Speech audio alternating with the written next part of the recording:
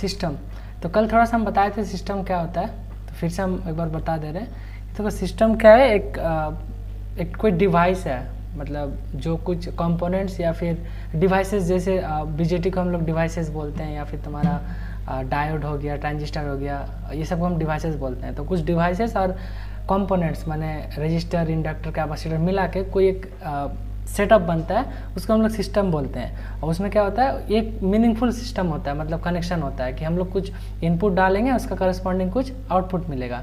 ठीक है, जैसे एक दो देख लेते हैं कि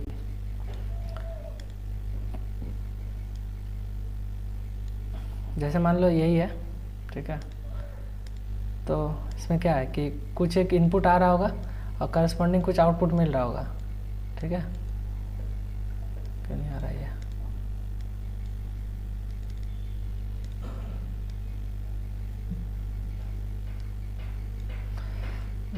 एक मिनट,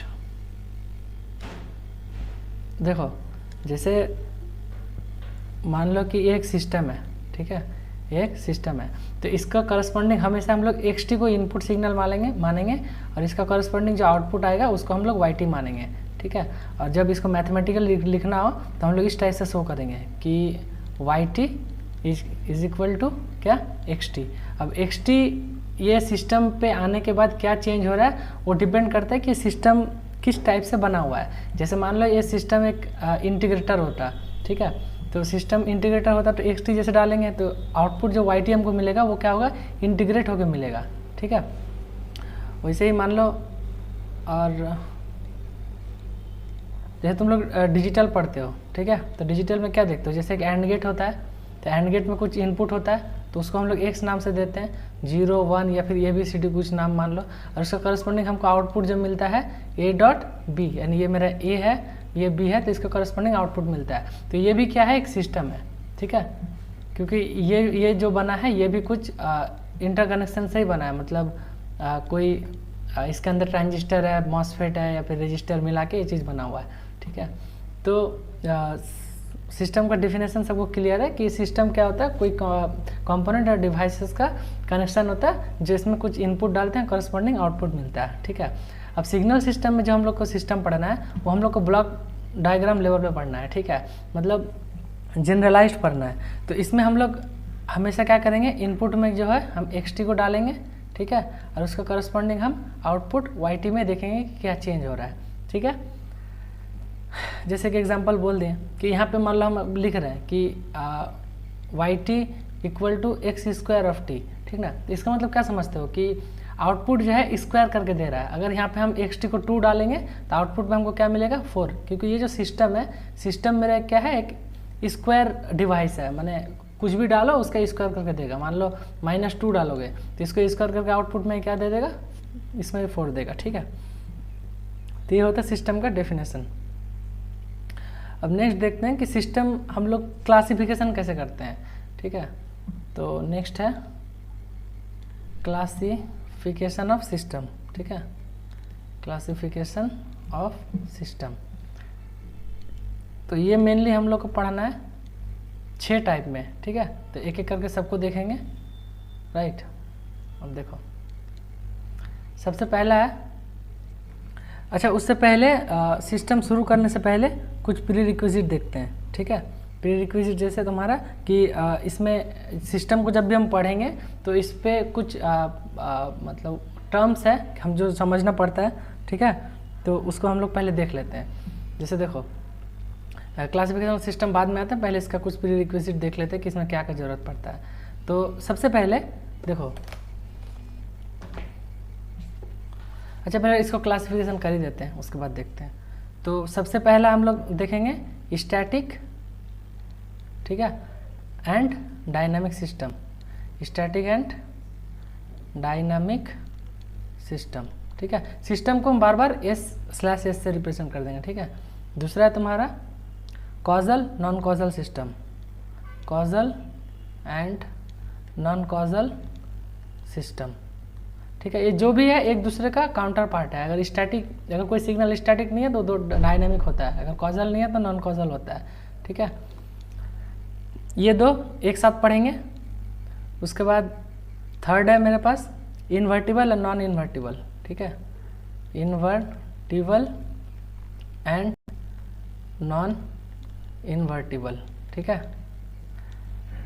फोर्थ वन है stable unstable, stable and unstable, unstable system, ठीक है, ये भी सिस्टम है। ये दो को भी हम एक साथ पढ़ेंगे।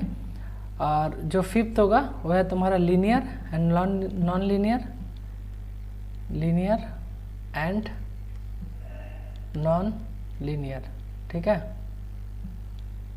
Linear non linear. और सिक्स्थ जो है तुम्हारा time variant and time invariant, time variant and time invariant system, ठीक है। अब एक एक करके ये सबको देखते हैं। तो उससे पहले कुछ टर्म है जो हम लोग को समझना जरूरी है, तभी ये सबको हम लोग क्लासिफिकेशन आसानी से समझ में आ जाएगा, ठीक है।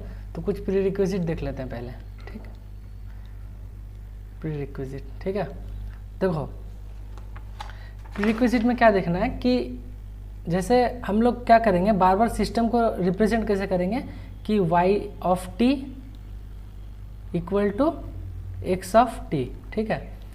हम जब भी सिस्टम को रिप्रेजेंट करेंगे ये yt जो है मेरा आउटपुट होगा और xt जो है मेरा इनपुट होगा, ठीक है। अब इसको कुछ इसका नोमेनक्लेचर भी है, जैसे देखो जैसे ये मेरा एक सिस्टम हो जाएगा, ठीक है, ये अगर सिस्टम हो जाता है तो इसमें क्या होगा कि जो इनपुट है वो तो मेरा xt है और आउटपुट को हम yt डालेंगे, ठीक है। और ये क्या है मेरा सिस्टम। तो इनपुट को देखो हम लोग क्या क्या नाम से जान सकते हैं। इनपुट को या तो हम लोग बोल सकते हैं, ये तो एक बोल सकते हैं इनपुट सिग्नल xt जो है वो हम सबको पता है, करस्पॉन्डिंग हमको आउटपुट सिग्नल मिलेगा, ये तो पता है, ठीक है। दूसरा हम लोग इनपुट को बोलते हैं एक्साइटेशन, एक्साइटेशन, ठीक है। और आउटपुट जो मिलता है वो हमको मिलता है एक्साइटेशन को, आउटपुट को बोलते हैं हम लोग रिस्पॉन्स, ठीक है।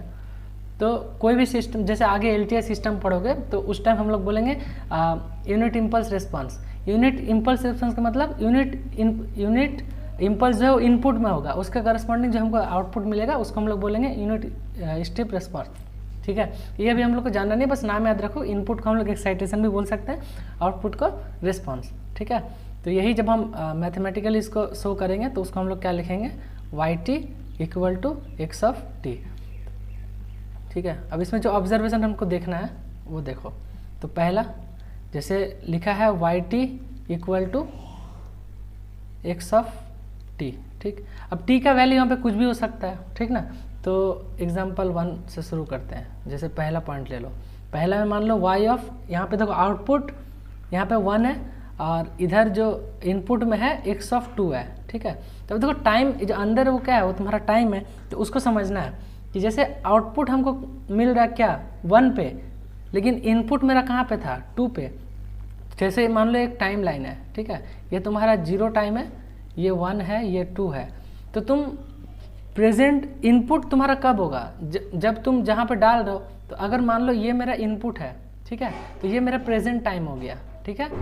और जो आउटपुट जहाँ मिलेगा वो अब डिपेंड करता है कहाँ पे। मान लो इनपुट हम 1 पे डाल रहे हैं और आउटपुट अगर हमको 2 पे मिल रहा है, इसका मतलब क्या, इनपुट तुम प्रेजेंट पे डाल रहे हो लेकिन आउटपुट कहाँ मिल रहा है, फ्यूचर पे मिल रहा है ना। देखो इनपुट 1 पे डाल रहे हो लेकिन टाइम 2 पे आउटपुट दे रहा है, इसका मतलब इनपुट प्रेजेंट पे दे रहे हैं, आउटपुट फ्यूचर पे मिल रहा है। वही मान लो यहाँ -1 है, अगर इनपुट तुम वही 1 पे डाल रहे हो और आउटपुट तुमको -1 पे मिल रहा है, तो आउटपुट अगर यहाँ पे मिल रहा है तुमको, ये जगह आउटपुट मिल रहा है, यहाँ पर आउटपुट था, तो ये अगर यहाँ आउटपुट मिल रहा है तो इसका मतलब आउटपुट कहाँ मिल रहा है, पास्ट में, ठीक है। ये टाइमलाइन समझने की कोशिश करो कि फिलहाल हम अगर 1 या 0 कहीं पर भी है, अगर उस जगह से हमको आउटपुट मतलब y का अंदर जो टाइम इंस्टेंट रहेगा वो अगर हमको उससे कम मिल रहा है, इसका मतलब आउटपुट पास्ट में मिल रहा है। अगर जहाँ पे है वहाँ से अगर क्या हो रहा है, आउटपुट अगर उससे ज़्यादा वैल्यू पे मिल रहा है, इसका मतलब आउटपुट हमको कब मिल रहा है, फ्यूचर पे, ठीक है। तो अब कुछ हम यहाँ पर टर्म दिखा दे रहे हैं, इससे एक बार क्लियर हो जाना चाहिए। जैसे देखो यहाँ पे मेरा आउटपुट 1 पे है, हमेशा देखना yt हमेशा तुम्हारा क्या होता है, आउटपुट होगा, ठीक है, और xt हमेशा क्या होगा, इनपुट होगा। तो क्या इसको हम लोग बोल सकते हैं कि output depends on future value of input, क्या बोल सकते हैं, output depends on future value of input. देखो आउटपुट क्या है, पास्ट में है, इनपुट क्या है, फ्यूचर में है ना। या फिर इसको ऐसे भी बोल सकते हो कि output gives at past value of input. चाहे वो बात बोलो या फिर ये बात बोलो कि तुम इसी को प्रेजेंट ले लो, इनपुट को तुम अगर आउटपुट को अगर तुम अपना प्रेजेंट ले रहे हो जहाँ पे तुम मेजर कर रहे हो, तो उसके हिसाब से इनपुट मेरा कब आ रहा है, फ्यूचर पे, है कि नहीं। नेक्स्ट देखो, जैसे मान लो हम यहाँ पे अब लिख दे रहे हैं कि y ऑफ 1, ठीक है, इक्वल टू x ऑफ 1, ठीक है। मेरा वॉइस आ रहा है। अब देखो यहाँ पे क्या हो रहा है, देखो अगर ये मेरा आउटपुट है और ये मेरा इनपुट है, तो क्या यहाँ पे दोनों सेम टाइम इंस्टेंट पे है, तो यहाँ पे हम क्या बोल सकते हैं कि output depends on present value of input, है कि नहीं। आउटपुट जो है मेरा प्रेजेंट वैल्यू पे डिपेंड कर रहा है कि नहीं, बोलो। और फिर और एक देख लो, मान लो हम इसको ऐसे लिखते हैं, जैसे लिख लेते हैं इसको तुम्हारा y ऑफ 2 और इसको लिखते हैं x ऑफ 1।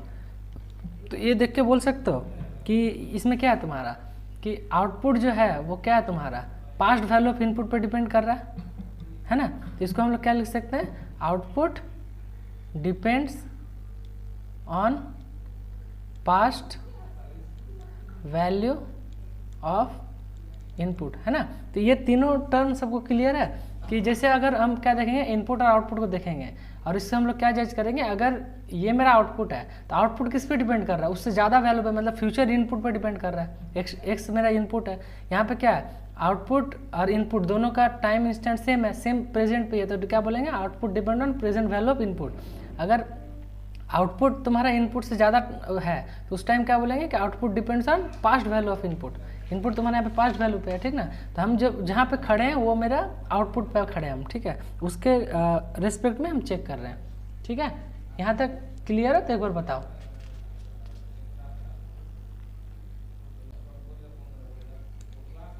ठीक है। अब देखो जैसे एक और क्वेश्चन लेते हैं, मान लो मेरे पास दिया हुआ है yt equal to x of yt equal to x of t plus 2, ठीक है। मान लो इस टाइप से दिया हुआ है ना। तो जब इस टाइप से दिया रहेगा तो अब देखो कि अगर हम y ऑफ 0 यहाँ पुट करते हैं, y ऑफ 0 पुट करेंगे तो x कहाँ चल जाएगा, x ऑफ 2।